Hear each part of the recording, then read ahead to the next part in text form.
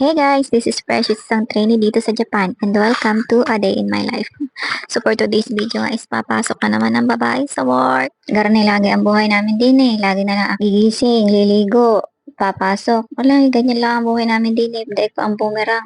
Nababago lang ang paglinggo eh. Ay ari nga ay nag-aasikaso na nga ako at papasok ka naman nga at hindi naman tayo anak ng kontraktor. Ay mahirap magpaka-Disney Princess din eh at talagang walang makakain at talaga naman kahit ang mukha ko ay namamadin pa eh talaga naman papasok eh. Ay ari na nga ako'y palabas na. Bago nga ako maglakad ay papakita ko muna sa inyo itong aming tinitirhang bahay.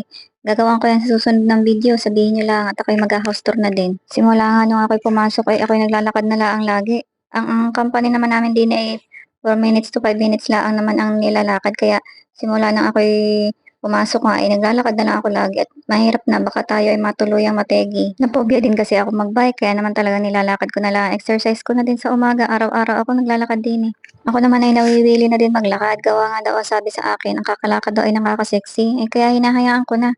Hanggang sa matapos ang taon ko din eh, ako ay maglalakad na lang.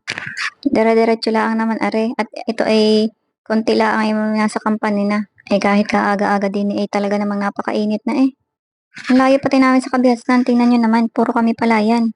Wala kang ibang makikita diyan, puro mga palayan. Kaya sa dagat ay malayo kami, kaya naman pag nagka-tsunami talagang kami iligtas. Pero kapag lumindol naman ng malakas ay hindi kami nakakaligtas kung mababa ang lupa. At ayan na nga, natatanaw ko na ang company, isang dire-diretso lang yan. Ay Diyos ko, mapapagod na naman ang babae. Ari nga oh, talaga namang nakapayong pa, kahit ang aga-aga pa, akala mo naman ay mangingitim, isa dyan naman ang maitim. Pero aring balat ko ay iniingatan ko din ha, at kahit na aray medyo brown ay talaga namang nasasaktan din pag mainit.